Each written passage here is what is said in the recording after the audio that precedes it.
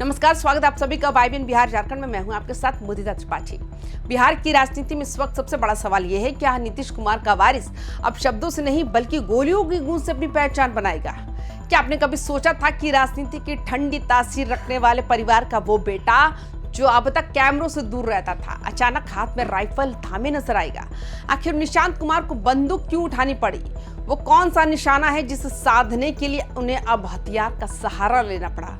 क्या ये सिर्फ एक खेल है या फिर विरोधियों के लिए कोई बहुत बड़ा साइलेंट मैसेज? बिहार के सियासी गलियारों में चर्चा तेज है। आखिर क्यों निशांत कुमार अब बंदूक की गोली से बातें करेंगे? किसका शिकार करने की तैयारी है और ये निशाना राजनीति के किस ऊंचे पद पर लगा है? आज की इस विशेष रिपोर्ट में हम निशांत कुमार के उस निशाने का राज खोलेंगे जिसने पटना से लेकर दिल्ली तक सबको हैरान कर दिया। वीडियो के अंत तक बने रहिएगा क्योंकि आज आप जानेंगे कि नीतीश के बेटे का ये नया अंदाज बिहार की किस्मत में क्या लिखने वाला है। निशांत कुमार ने BIT मिश्रा से इंजीनियरिंग की है। वो हिसाब किताब और नक्शे बनाने में माहिर है, लेकिन अब वो बिहार की राजनीति का नया नक्शा तैयार कर रहे हैं। जिस हाथ में कभी कलम और कैलकुलेटर हुआ करता था, वहां अब राइफल की ठंडी धातु है। ये बदलाव महज इत्तेफाक नहीं हो सकता, ये एक सोची समझी रणनीति है। एक ऐसा सस्पेंस जो आने वाले महीनों में बिहार की हर नुक्कड़ और चाय की दुकान पर चर्चा का विषय बनेगा। बात शुरू होती है मुख्यमंत्री नीतीश कुमार के पैतृक गांव कल्याण बिघा से।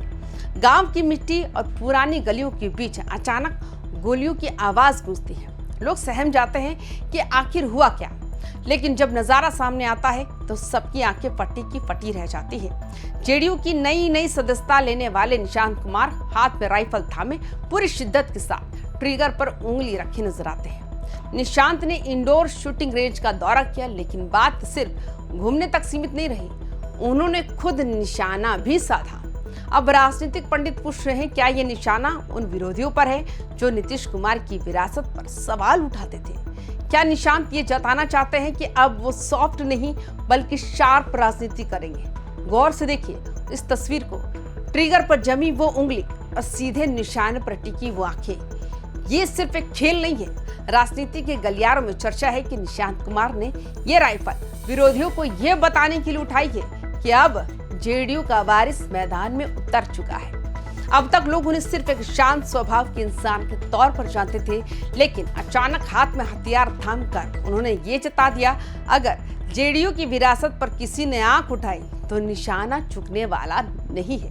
क्या ये आने वाले चुनाव के लिए विरोधियों को दी गई ये खुली वार्निंग है? हैरानी की बात तो ये है, हाथ में बंदूक थामने से ठीक पहले निशांत ने मंदिर में मत्था टेका और बड़े बुजुर्गों का आशीर्वाद लिया, जहां उन्होंने कई बड़े बुजुर्ग ने कहा है कि अब अपने घर बनाओ, अपनी शादी करो, जिसका वीडियो सोशल मीडिया पर काफी वायरल हो रहा है। आप ये देखिए।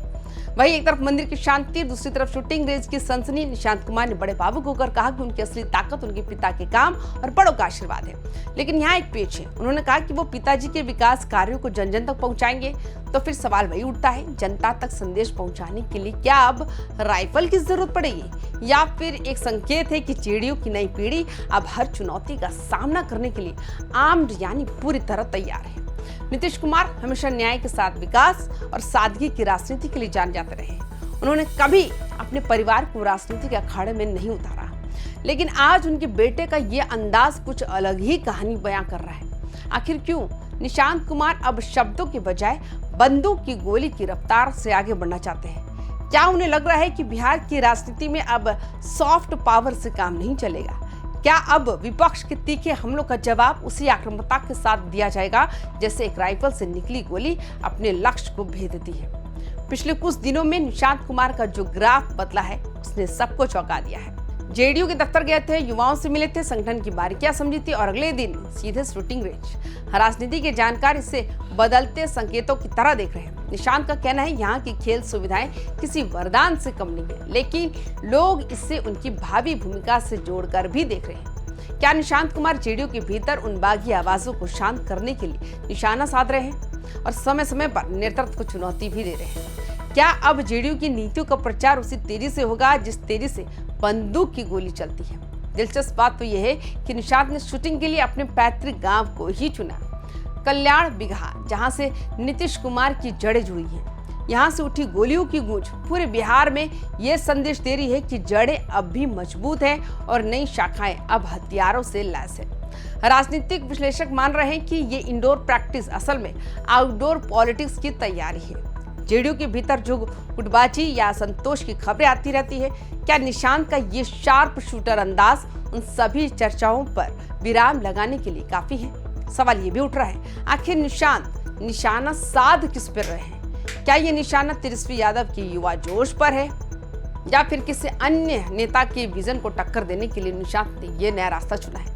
बिहार की जनता अब तक निशांत को सिर्फ एक इंजीनियर और शांत चेहरे के रूप में देखती थी, लेकिन अब हाथ में राइफल पकड़े हुए उनकी ये फोटो ये पूछ रही है, क्या नीतीश का बेटा अब बदला लेने के मूड में है? क्या वो उन लोगों को चुप कराने की तैयारी कर रहे हैं जिन्होंने नीतीश कुमार के रिटायरमेंट की अफवाहें उड़ाई थी?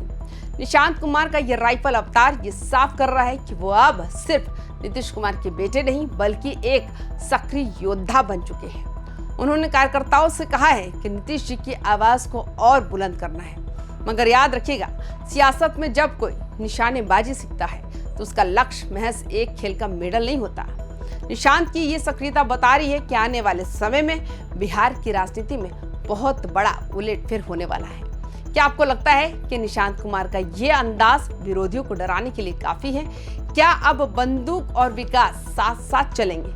अपनी राय कमेंट बॉक्स में जरूर लिखें। बिहार की राजनीति के हर बदलते समीकरण के लिए वाइबिन बिहार झारखंड को अभी सब्सक्राइब करें। नमस्कार।